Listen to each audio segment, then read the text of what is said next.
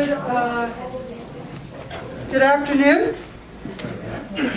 So we want to, this is our yearly meeting of going over the expense and the capital budget priorities of the Queensborough Board. We thank everyone for coming out once again for this. I'd like to go around the room. If you are representing staff and it is not my staff, can you please introduce yourself?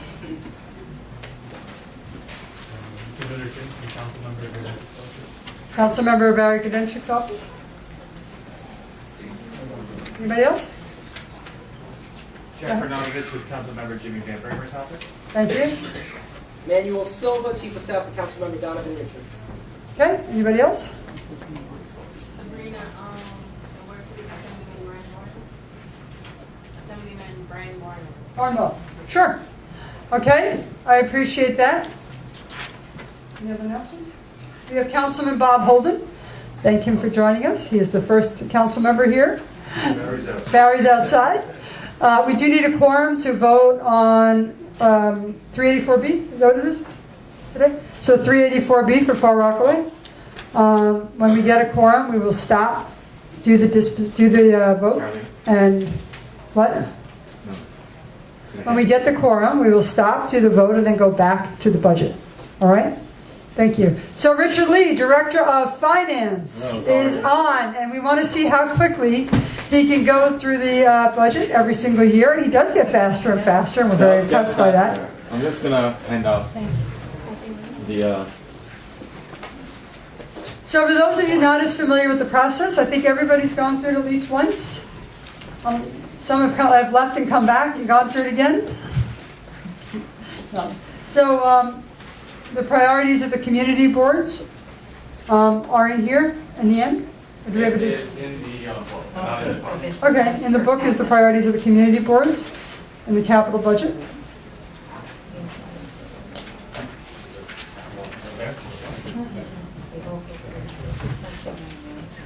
The rest. Sorry, forgot about these.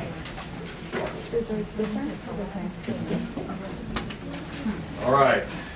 So, again, the FY 2020 preliminary budget, it is a $92.21 billion budget, which is about $3 billion more, slightly more than $3 billion more than the fiscal year 19 budget. The budget already includes anticipated collective bargaining agreements at rates similar to the other already collectively bargained agreements, but those are not finalized. They are just anticipated percentages. And just FYI, the mayor did announce the anticipated PEG. They already started the headcount savings and headcount reductions, but we're probably going to expect the $750 million savings that are going to be coming out in the executive budget. So when we get to the executive, it's when we'll see a lot more clear where the savings are coming from. The revenue forecast right now for tax, which is the highest percentage of revenue, is about $62.9 billion. Personal income tax went slightly lower, as projected slightly lower than the current year.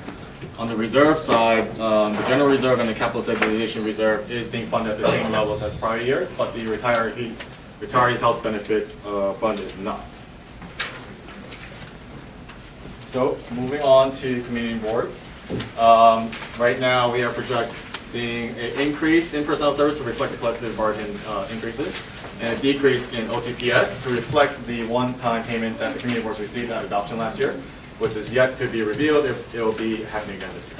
Richard, can you use a microphone so that we have it for the record? Sure. And also not everyone's great in here. Very next one. Yeah. And I'm sorry, while I stopped you. In accordance with Section 13 of the Borough Board bylaws, the following vice chairs have been designated by the respective chair to serve as an alternate to the meeting on March 18th, 2017. Second vice chair, Steve Goldberg, for Chairman Joseph Hennessy. I'll accept a motion to approve this designation. Betty Bratton, Loris Orr. All in favor? Aye. Opposed? Okay, please wish Joe well for us. I spoke with him today. He's doing well. Thank you. We've been joined by Danny Drum. So we broke down once again the per capita support for the community boards, and we note again that Queens community boards do receive the lowest per capita support in terms of community board service. And so we're making recommendations to increase the funding support of community boards and to fund the top budget priority of each community board, which is all listed in the book. Aging is anticipated right now to be about $31 million less than the adopted budget, but a lot of these items are stemming from City Council additions that have been at adoption. This is the breakdown by program area, and once again, all of these reductions are because the City Council had not yet added their items in adoption. But the one issue that has perennially come up is that the voice from the nonprofit providers who actually provide the senior service program contracts are saying that the cost that they incur is a lot greater than the funds that they're receiving, and so we're advocating that the next contract that's let increases the amount that the senior service providers can receive. And so these are our general recommendations for Department for the Aging, is to increase senior centers, restore the senior services as a borough president discretionary funding that the City Council picked up every single year over the last 5 years for the borough presidents, and to once again expand HD at the home delivered meals and to continue City Council initiatives. DYCD is currently expected at about $117 million less than the adopted budget, but DYCD is the clearinghouse for a majority of the expense contracts that are coming out. And so all of this is from mostly from the City Council's additions.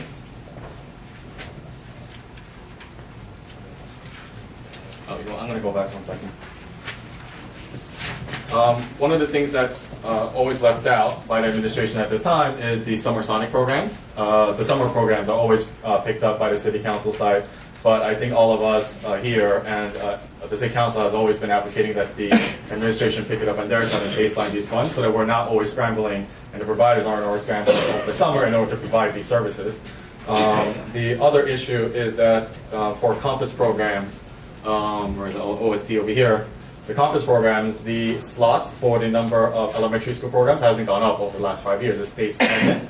While meanwhile, the middle school and high school programs have always gone up. And so it's remained stagnant at about 48,600 slots citywide. So the OICD right now is in the process of reletting the contract and the RFP that was recently issued just pulled back. So we're advocating that when the OICD releases the RFP, that they look at increasing the number of elementary school spots. One other thing I wanted to mention was over here, SYEP.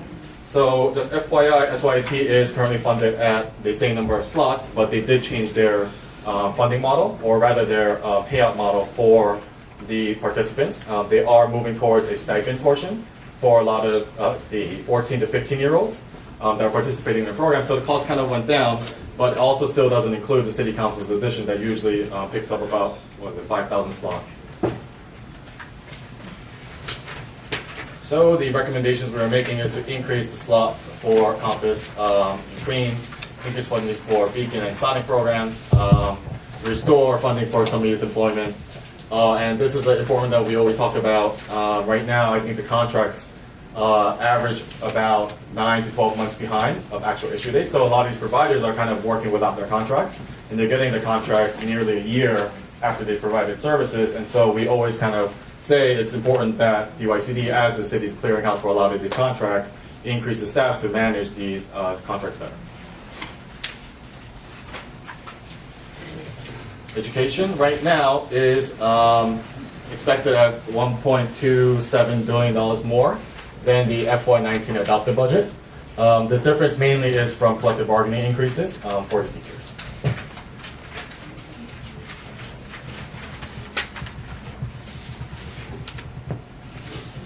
We re-looked at the school utilization rate by the borough, for the borough, and note that we still are over capacity, over 100% capacity for elementary, PSIS, the high schools, and the ISHS combo. So a overall borough overcapacity rate of 106%.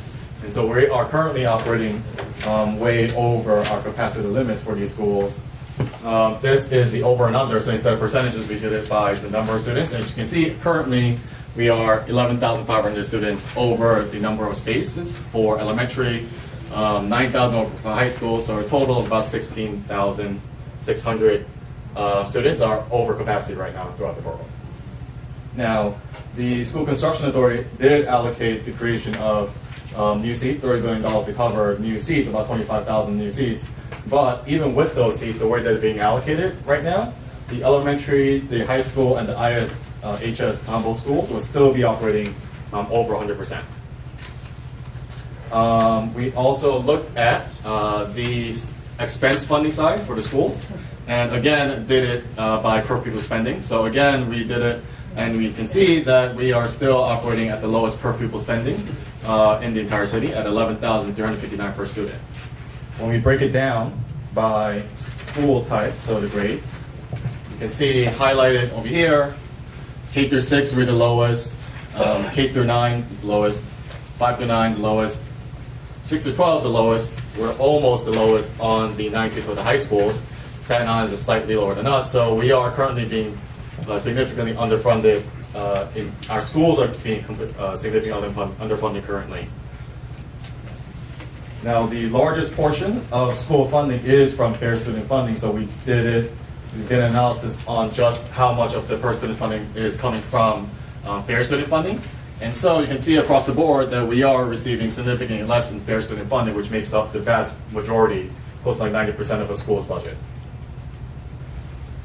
And so we are saying increase the capital funds to help alleviate some of the overcrowding that we have, increase expense funding for schools, and I think this is more a recommendation to maybe look at how we can retool fair student funding to see how we can better serve the schools that we have.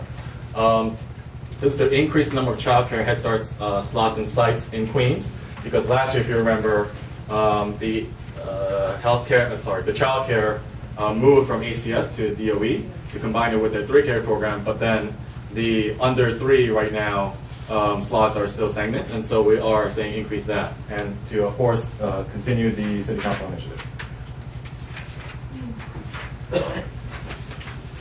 HPD right now is about $196 million less, but this is because we still haven't realized the federal funds that usually come later in the year.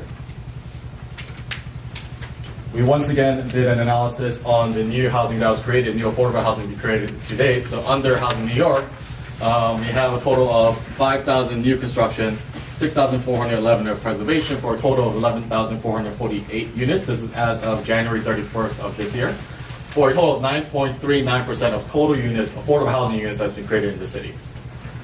So if you compare it to kind of like Manhattan, Brooklyn, and Bronx, we are getting significantly less affordable housing being built in Queens. This is the map of where everything's created. We see a lot of blue everywhere else, but not really in Queens. So our recommendations are to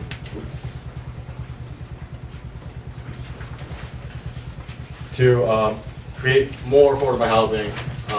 One of the things that we kind of always put in here is the increased funding for foreclosure services. While people may think, we're kind of over the crisis, Queens actually had was the only borough last year to see an uptick in foreclosures happening. So we always but then to make sure that people don't forget that Queens is still under a lot of foreclosure crisis right now. Continue housing support for areas impacted by Sandy is a continuing recommendation that we make, and to continue supporting the City Council's initiatives. Cultural Affairs is funded right now $48 million less than the adopted budget, but this is mainly attributed to the City Council's additions not being realized yet, that are coming adoption. This is an overview of how much we are anticipating for our saves that we have in the borough. Again, there's less, but then it's largely attributed to the increase that are most likely, hopefully, to come when the budgets are adopted and picked up by the City Council. This is an analysis that we do every single year of per capita funding on the cultural side. Meanwhile, we do have 8 cultural institution groups, so they receive significantly less funding than a lot of the other cultural institutions in the city. Just FYI, back in 2009, there was a cut for all the cultural programs following the financial crisis. But even as the economy got better, they were kind of still baseline at the same levels. They never brought up to their original levels. So we are saying to support our culturals for Queens and to continue the city council initiatives that are very important to a lot of the families in Queens. Department of Parks is currently set for a budget that's $8.7 million greater than the adopted budget from last year. Not enough. Not enough, says the council member. And so our recommendations is to increase number of park enforcement patrol officers, funding for street pruning, capital for Queens Parks is a recommendation that we put in this year for improvements, capital improvements to be done by the city for the perennial flooding that happens at Flushing Meadow Park, and to provide capital funding for the pavilion, which is an initiative that we recommended this in the year. On health and mental hygiene, we do see that there will be $18 million greater than the adopted budget. A lot of this is actually coming from a $25 million increase for supportive housing that just went in the preliminary budget. This is the bed count that we do every single year. And there was an increase in beds throughout the city, and even in Queens, but we still are significantly under-bedded in our hospitals. So this is the beds per 1,000 residents.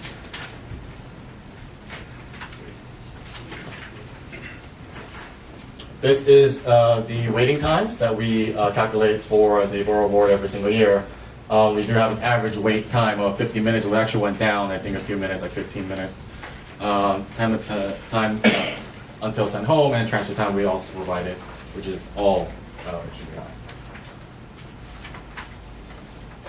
And so our recommendation is to increase expensive capital support for our hospitals, to increase funding for our Laconia freestanding healthcare facilities, and to continue city council initiatives. FYI, for the first time this year, the budget includes $25 million for Care NYC, which will grow to about $100 million a year by 2022.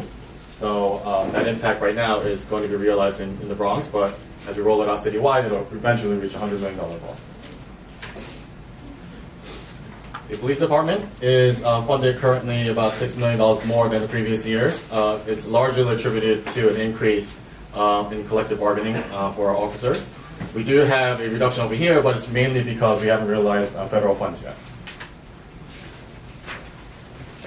We provided the summaries of incidents in the book. As well as over here, there was a slight decrease in Queens North, but there was a much larger decrease in Queens South. So this chart is actually for you. I know it's a little bit hard to see on the PowerPoint, but it's in the book. We'll find a page for it if anyone's interested. And so these are our recommendations for the NYPD, expedite the creation of the Flushing Meadow Park substation, which we have heard the CP was already issued. They're in contract negotiation for the purchase of the mobile stations. We are still asking that the 116th precinct be quickly built out, and to renovate the 110th precinct, which was added last year at the Borough Board request, which still hasn't been renovated, and to increase the number of the neighborhood, the NCO, neighborhood coordination officers.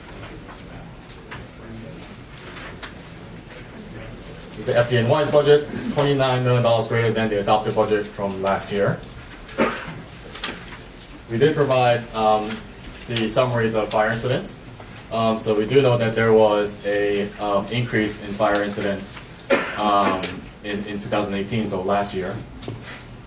And the next slide actually shows the serious fire incidents, so which went down. So while non-serious incidents went up, serious incidents went down. And our recommendations is the same as last year.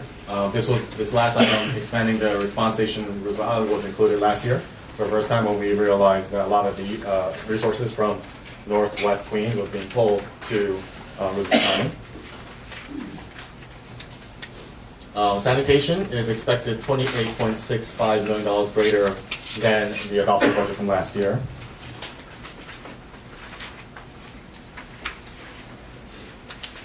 This is a slide for the acceptable sidewalks and streets that we analyze every single year. There was a slight decrease in acceptable streets and acceptable sidewalks across the board. Well, for the borough-wide total, but you can see the individual ones in your books and on the slides. And this is a analysis of the uniform personnel that we have in Queens. It stayed the same across the board other than Community Board 7. Well, actually, no, not Community Board, like Queens Sanitation District 7, which had an increase of 6 uniform personnel.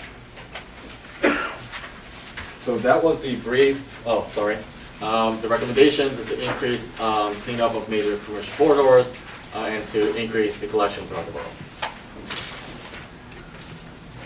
So that was the brief summary of what we have in the book. If I take any questions if anyone has any. We didn't really talk about it, I didn't get a chance to, I'm sorry, but we do want to make sure that Orillis, if for some magical reason they start developing affordable housing, for those 6 acres, that we have a firehouse there. We've asked for that. We'll include it in our recommendation. Does anyone have any questions? Yes. Under health and mental hygiene, you have 30% of the population at Wyckoff Heights Medical Center, which is in Brooklyn, come from Queens. So you're missing that whole lump of services and lack of financing. Yeah, I remember we discussed this last year because you brought it up last year. There was no way for us to kind of discern where the actual people are coming from, just number of. And so we can try to kind of reanalyze it. They could provide you with that information. We'll ask them. But it's like I said, 30%, and when you have an 80,000 ER visits a year, 30% of them coming out of Queens. And if you have 147 beds occupied, the average is 30% of them out of Queens. Mm-hmm. And we are losing out on people that could And the go governor there. is looking to cut back the total bed population at Wyckoff also. So if it goes along with the statistics, Queens would lose 30% of those beds also. And we'll take we'll try to find those. And then a question on the NYPD. Yes. Have all the precincts converted to NCO? Yes. And have they all been fully staffed now? Because that's where the increase of personnel is needed to fill out the NCO program. I think all the ones in Queens are fully staffed now. Any other questions? Yes. I think I sat through this last year, and again, kind of dismayed to find that Queens is again at the bottom when it comes to education. Funding. Funding. We're not only the most overcrowded at 113%. Most underfunded. We're the most underfunded for pupils. The other general comment is, with an aging population, not only in Queens, but in New York City, in the entire United States, I guess I'm somewhat surprised to see so much cut in programs, Department of the Aging. So what I look at is, if you live in Queens and you're a school child, you're getting shortchanged. And if you're a senior living in Queens, you're getting shortchanged also. Yeah. So just a follow up on that. In the education section, we did include more information. But out of the 5 lowest per pupil spending funded school districts are actually in Queens. I think a lot of that has to do with fair student funding. In that fair student funding is calculated by looking at the students and giving a dollar figure per student. But the outputs, so the inputs are the students, but the outputs are teacher salaries. So the inputs are matching what the outputs need to be, right? The teachers have to be higher per student no matter what. And so what the schools are now facing is that they'll have to hire a new teacher, but they have to sacrifice maybe like a school aide in order to do that, right? And so that's like the impact that we're seeing, which is fair student funding is really introduced, what was it, 10, 12 years ago. And so I think we have to reanalyze whether or not fair student funding works. at like a borough level and not at a city level. On the seniors services side, we are seeing an increase in seniors who need services, but the number of dollars going into some of these programs, especially senior center. The senior center RFP hasn't been released in a couple of years now, and they are all for the same number of, every year they get the same amount, but the numbers of people who are getting services are increasing, right? So the funding for the programs aren't matching the population increases, and that's what's going on right now. So Yeah. is there, Dan, is there some sort of rationale for apportioning funds? Is there some sort of rationale? I mean- Are records kept as to increase, decrease, and so the apportionment can be adjusted based on that? For For Queens, or for Brooklyn? I think, well, each service contract is based off of an RFP, and in the RFP is scoring measures for how much a provider will be receiving, and so I think that's a little bit more hard to kind of answer. But a lot of these contracts do need to be re-RFP because they haven't been in a long time. They've just been continually funded at the same level year by year and same providers year by year. So I think as the RFPs are coming out, that's the question we have to ask. How do we make sure that the number of the population numbers are going to meet the funds that are being received by each of these providers? Jimmy Kelton? Yeah, just to dovetail on my colleague over here. 24 years I've been a chair, and 24 years I've been voting in the Department of Cultural Affairs. We've always been at the bottom of the list as well. So let's throw that one in as well, because we're never at the top of that list, even though we've been sitting different ways of trying to figure out how to get off a portion over here. So let's bring cultural affairs into the category as well. I also think it's important to note that Queens' tourism has increased exponentially, right? So it used to be that the governor and the mayor would always say, well, you know, Manhattan brings in the dollars. But now we're also bringing in the dollars at a very high rate. Councilman Richards? Also on that, there's been a huge emphasis on our larger cultural institutions. And it's something we raised at the hearing Jimmy held, on ensuring that they take a wider look at, for instance, you have the Black Spectrum. There are a lot of different pockets of culture all across the borough that, I don't think NYC the company and others are really focusing on, 13 billion being spent at JFK, LaGuardia, when at the TWA works out how we connecting, local communities to a larger amount of cultural institutions, especially outside the area. I think that's something we should focus on. $50,000 starting jobs, how we connect it to these jobs. Denise and then David. I have a question, Richard. In the book on page 119, under DOT, roadway repair, maintenance, and inspection, shouldn't the difference be a negative number? I'm sorry, it might be a typo. Okay. 256, I'm sorry, that is a, Negative. yeah, it's a typo. Actually, the whole number is a typo. Sorry, we'll fix that. Okay. Well, I may not have been paying attention on the Department of Homeless Services that is wasting money and throwing away and not providing real services to the homeless by warehousing them in shelters. Are we making a statement that the real services that it needed, maybe housing support and other things, is that in our report? I was unable to fully analyze all of the departments. We can try to reanalyze homeless services, but it's just me and one other person, and so we try to prioritize as much as we can. It's important. It is, so we can try to analyze it before we submit the budget. Thank you.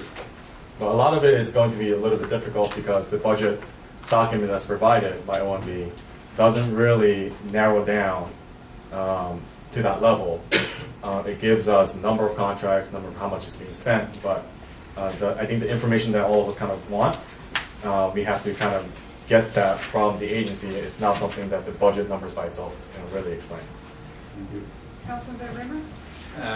Thank you, Member President Priscilla, and thank you and Richard for your presentation and the work you do every year on the budget. And I do want to say that while we are still continuing, and I know the borough president cares a great deal about cultural affairs and the arts in Queens to push for more, there are some good things that are happening, one of which happened today.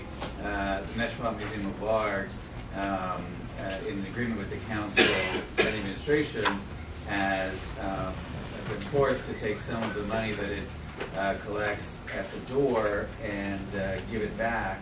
And today, almost $3 million was reallocated to smaller, many out-of-borough organizations. The first time that's ever happened. So we saw a lot of groups all over Queens get more money, but we'll continue to press for more. And the council's done some great work on our cultural initiatives like CASA to make sure that local groups are getting more money. So I want to thank my colleagues for all the support there. But we have more work to do, but we've done some good work to make sure Queens gets its fair share. Very good. Anybody else? All the community boards should look at the community board priorities, just to make sure that And we- we're all on the same page. And we generated those from input from Right. the community boards. Just take a quick look. So what were the amendments to this that we want to talk about before we vote, or before we move forward? Starting Carolina, with the firehouse at Willits. yes. Sorry, I don't take the notes. Carolina was taking the notes. Yes, I have. So can you Oh, hold on. read them out?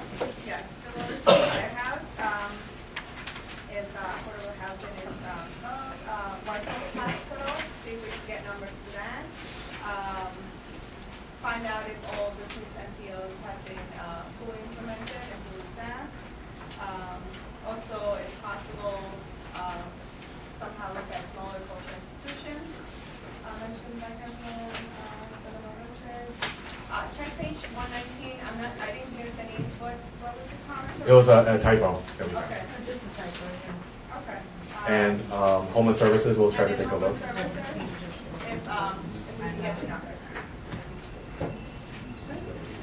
You can get a correction on this. So, we This don't is the have forums, education. Because of the chairs, we have a quorum. Yay. Yay! We don't have enough council members yet. No, we appreciate it.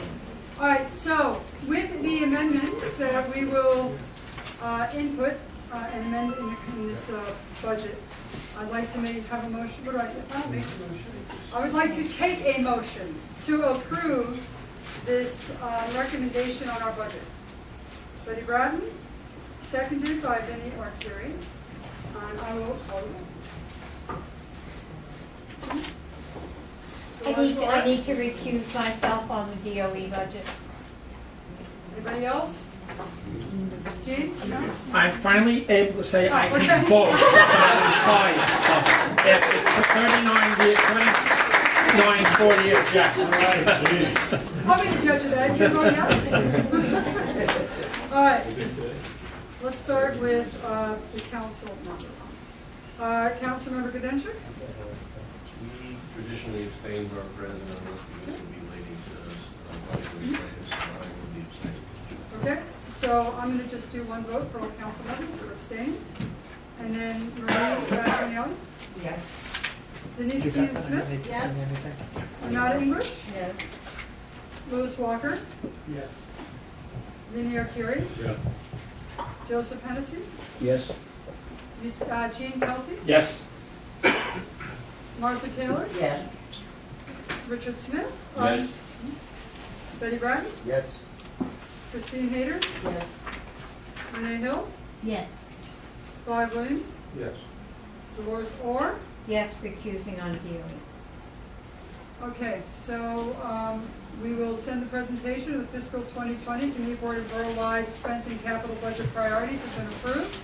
We appreciate everyone's time and effort, and we mostly appreciate the Finance Committee's great work on this presentation. Thank you. And Carolina. Carolina is only us two doing this.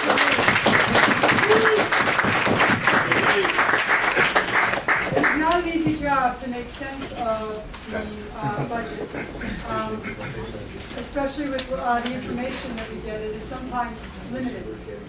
But I want to point out to everyone at the table, if you have any individual questions, and this goes to I know the council members have all of their expertise and all their staff at City Hall, and we appreciate that. But if there's any questions that you have for Richard Lee, considering he lives, eats, and breathes just the Queen's budget, he'd be more than happy, right? I'd be more than happy. There you go. See, I need that. Please use our services in the office for that. No, we have to read through the presentation from EDC, but Barry, go ahead. I just want to mention that myself and 40 members of the council have signed on to a letter asking the mayor to increase parks funding, expense parks funding. There's plenty of capital money in the parks budget. By 10 years from now, we probably will have spent about $5 billion on parks capital. But unfortunately, over time, the parks budget, even though Mayor de Blasio has been pretty good to parks, has lagged considerably. And as a percentage of the budget, it is now less than half of what it was, or about half of what it was a generation or two ago. At one time, almost 1.2% of the budget of the city of New York went to parks. We are now down to 0.59%, and that dropped from last fiscal year into this fiscal year. So we have signed up and working with New Yorkers for Parks, District Council 37, and the New York League of Conservation Voters are my co-founding members of this Playfair Coalition. You're going to see more about it. We have community groups such as Friends of Cunningham Park, Friends of Valley Pond Park, Hunters Point Park, Astoria Park, and other parks. If you're members of any organizations that want to join up with us, the Queen's Farm has signed on, and on and on and on. It's over 100 groups citywide representing hundreds of thousands of New Yorkers to press the mayor to put in a $100 million more into the expense budget. So if you have any questions, you can call me. I'd be happy to talk to you after the meeting. Thank you, brokers. We're going to start the presentation by EDC. We do not have a quorum yet, but we will when one more council member comes. If we don't have a quorum by the time you're done, we'll take the vote and keep the vote open. Okay. Do you want us to go here or? Whatever you want. You can take the mic. It's portable. So tonight, Molly Anderson, Sandy Govier, and Lahira Marda from New York City EDC are here with us to present the proposed 384B process for the disposition of city-owned property located at 10-37 Beach 21st Street in Far Rockaway. The property is located within the special downtown Far Rockaway district that was adopted to revitalize downtown Far Rockaway and provide affordable housing. The site is to be used for the development of a mixed-use project that will provide affordable housing as well as commercial and community facility space. The vote on this proposal will be open to the Community Board 14 chairperson and all the council members. Welcome, Molly, Sarah, and Lahira. Thank you. Great, thank you for the introduction.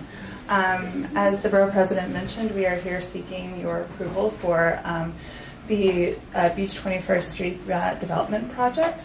384B4 is required for any project, any city-owned land that is being disposed of through EDC. And so with that, I'll kick it off to Ahira. Sure. So, can you hear me? So the Beach 21st Street project is an offspring of the larger downtown Far Rockaway rezoning plan and the city's effort to establish downtown Far Rockaway as a commercial, institutional, and transit hub on the Far Rockaway Peninsula. The rezoning plan included major interagency and community partnerships, beginning with the Downtown Far Rockaway Working Group, which was established in October of 2015. They're a group of stakeholders who helped to guide the direction of the rezoning. The Downtown Far Rockaway Working Group continues to receive regular updates to keep the city accountable and meeting milestones. The roadmap for action was a direct response from the city outlining its plan to meet the needs of the Downtown Far Rockaway residents. And a progress report, essentially, or an updated roadmap, was released this past fall. The ULURP for this project was approved in September 2017 with a POA attached. So we have several project goals that we believe this project will meet as one of only 2 city-owned sites in the downtown Far Rockaway rezoning area. We aim to create a dynamic, mixed-use, mixed-income development that includes active retail, community facility and commercial space, and mixed-income affordable housing. We plan to integrate the project into the local context to encourage pedestrian activity and thriving retail. So this will activate a site in downtown Far Rockaway and generate construction and new permanent jobs. Great. The development site is located on the western side of Beach 21st Street between Mont and Cornega Avenues in downtown Far Rockaway. It's approximately 42,560 square feet, and it is zoned R6C4-2 within the special downtown Far Rockaway district. It's also within a designated mandatory inclusionary housing district. Currently, the site is city-owned and it is unimproved. It's used as a bus layover and municipal parking lot. It's anticipated that the site and the adjacent plaza will join into a single zoning lot, and the development site may use up to approximately 29,000 square feet of development rights from the plaza lot. The Beach 21st Street project,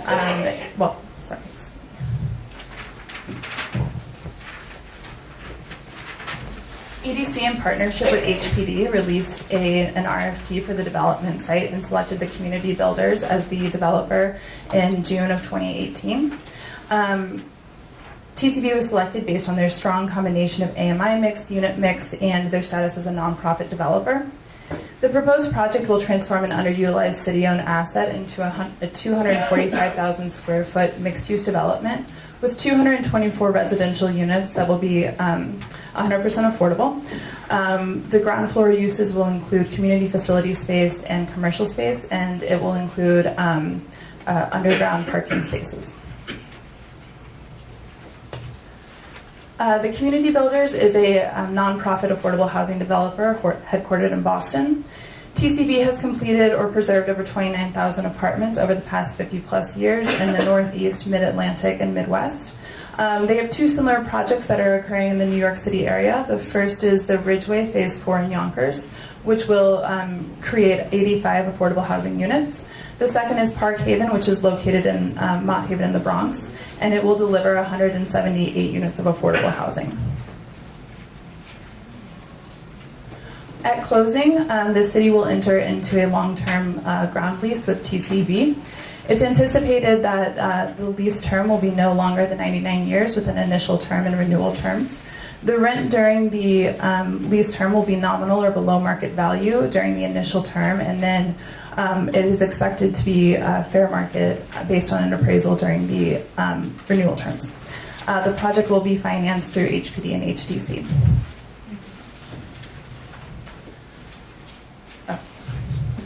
I also wanted to mention that a payment in lieu of taxes will apply. It's anticipated that it'll model an Article 11 and potentially an ICAP. So this project has had a robust engagement plan. Aside from having been approved under the rezoning, we presented this project on its own to the working group, the Queens Community Board 14 Executive Committee, followed by a full board presentation. The tech memo was approved in March of 2019, and we are aiming for final PDC approval in May 2019. And we will now take questions. Thank you. Any questions, ladies and gentlemen? I have a question. Dolores, Yes. many years ago, this body voted to put a moratorium on further governmental facilities in Rockaway because it was overcrowded. Back then, 3 of the last 4 mayors were in concurrence with us until the current administration got in there. Is this something that you're interested in, or is it just an add-on to the 3 homeless shelters that they're planning for you? So we don't see this as a governmental institution. While we initially, I'm going to say, had some concerns, or we still have some concerns in that the Army Corps has not begun our protection yet. This particular location is not prone to flooding and actually did not get any flooding during Sandy. We continue to be concerned about the high density and the low parking, and unfortunately, under this administration, that is not going to change. I do want to say, though, that community builders really did listen to us. And if you remember I don't know if it was last month or the month before, when City Planning came before us on future building vision, and I happened to mention generators in high-rise buildings. This is an issue that we brought to community builders, and they have actually committed to a generator that will run one elevator and all the emergency lighting in the staircases and the hallways without a requirement of the builder.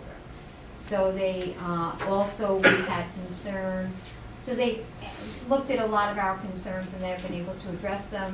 Besides just a verbal intercom, they're providing a visual intercom that you can see who you're speaking to. Again, something well beyond what they needed.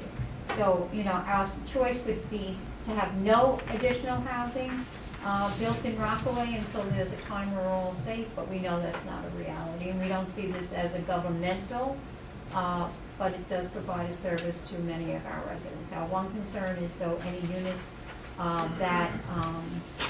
that would be assigned to very low income or to homeless, that none of the homeless that did not go to intake at homeless services without a Rockaway address, that anyone else that comes into our shelters that did not start out with the Rockaway address should not have privilege to any of those units. It should go to Rockaway residents. And so we do support the project. Let me just correct you on that. This area is an area that has been blighted for 40 years. So when you talk about jobs, crime, no infrastructure, you know, this plan has generated close to $300 million in the encompassing area.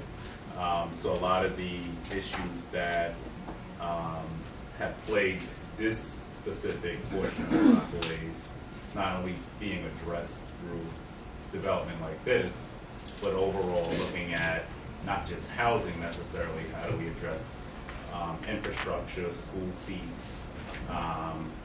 You know, although this is not in a floodplain technically, there's still no infrastructure that technically exists right now. So we have about $108 million going into infrastructure so that the residents of the neighborhood could walk in the street without having to wade through water. So, and then I'll just lastly touch on the jobs aspect, and I'm hoping that, you know, the agreement that we've come up with community builders, when working with a local workforce partner, you know, ensuring that those local hiring goals are met and reported to the community and the community board, MWBE participation, more so MBE. So I'm hoping as we go through this process that those things are at the forefront of EDC's mind as well, as we approve this proposal. But otherwise, I mean, you're talking about an area that's been blighted for 40 years, so we're 110% supportive of the project.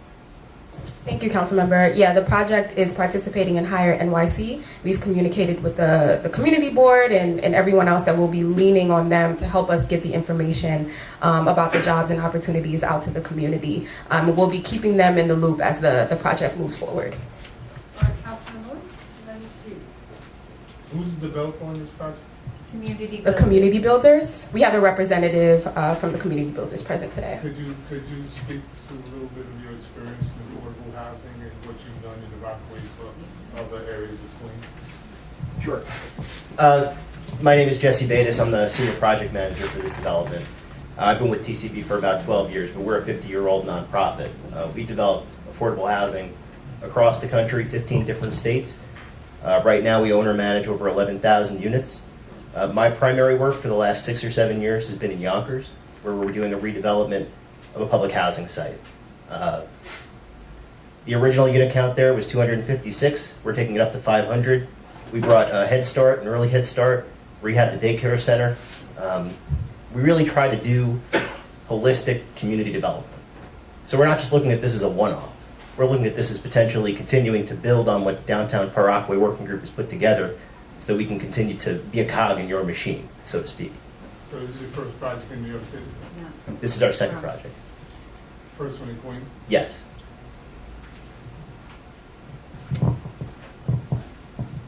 Steve, over?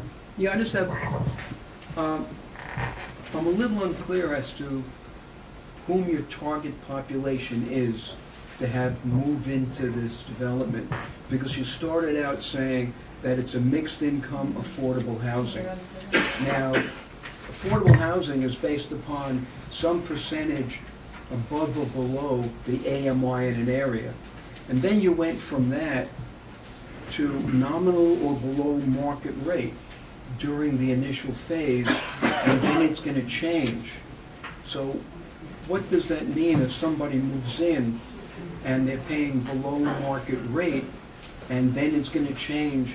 What's it going to change to? Is it going to change to market rate? And over what time period? So I'm just going to touch a little bit on that and then let Molly go into a little more detail on the AMIs. When we say mixed income, that just means a varying level of AMI level, so some a little higher than others, some a little lower. We've been working with the community, the working group, and the council member to get to AMI levels that everyone was pretty comfortable with. So these are numbers that have been churned out a little over time, and Molly can talk a little bit more about those. Actually, I can talk to the nominal and fair market value. So the nominal amount represents what TCB will pay to the city in order to develop on the site.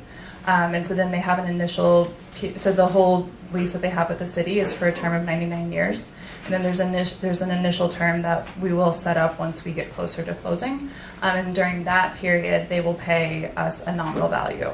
And then when the initial term ends, we conduct an appraisal, and if TCB is going to renew with us, then we conduct an appraisal and figure out what the fair market value is going to be, and then they pay us that amount annually.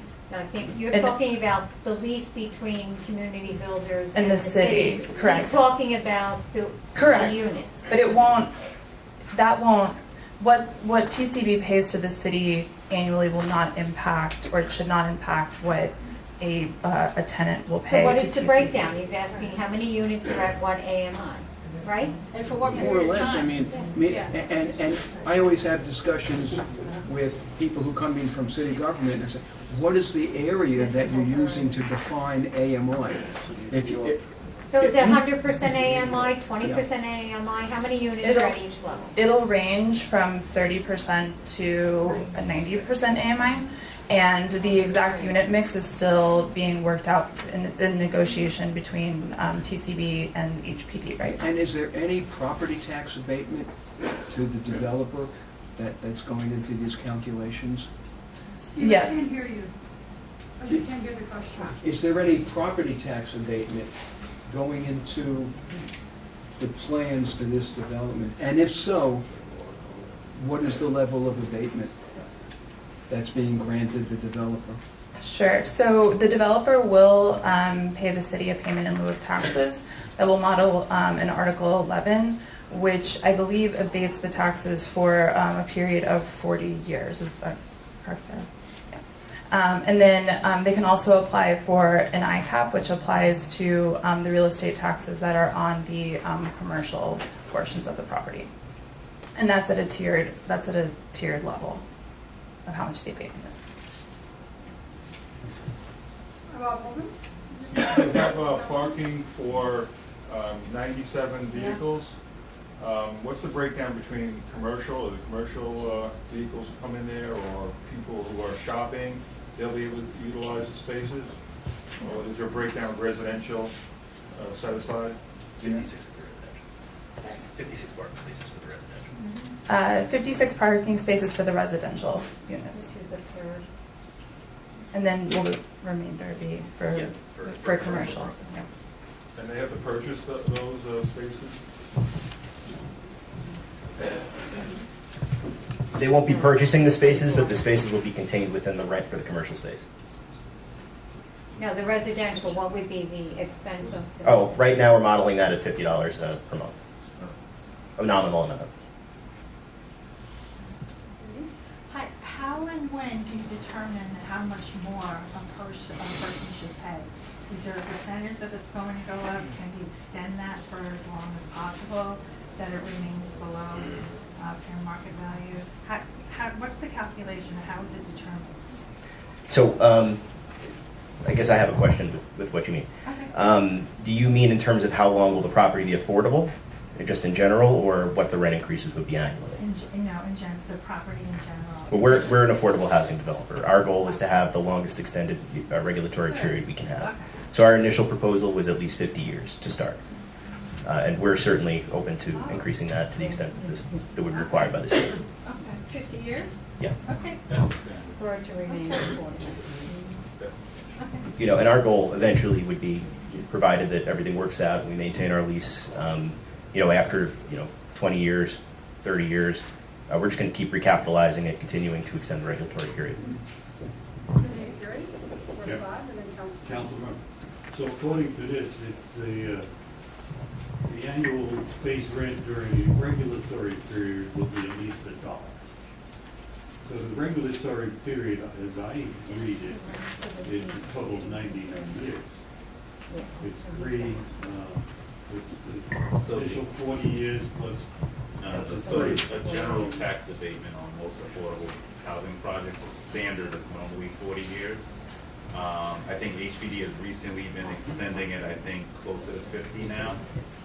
I'm not sure, I'm trying to gauge your question on it. Yeah, it appears to me they would actually pay no rent on the property for 99 years. No, taxes. They will, I They can, will go, or, they get into that question better. But they're renting the property from leasing, and then we'll be paying no less than $1 a year for 99 yeah, years. so they will pay a nominal value during the initial term, which will be the same length as the regulatory period. So if HPD says that the regulatory period is going to be 50 years, then they will pay, no less than $1 a year to the city for that amount. And then when the 50 years runs out, then they have an opportunity to renew the regulatory period and renew the lease with the city. And at that time, we'll conduct an appraisal, and then the price will, or the rent per year will increase to fair market value.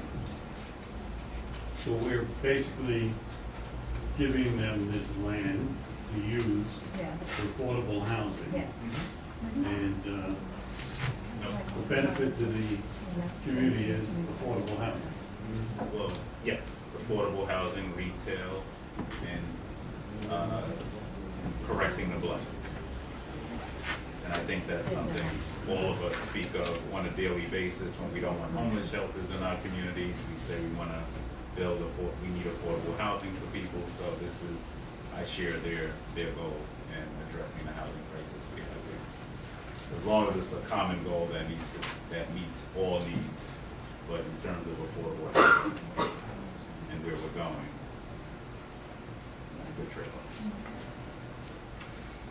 So again, the community board supports it. Some of our concerns are not with this particular plan and the developer.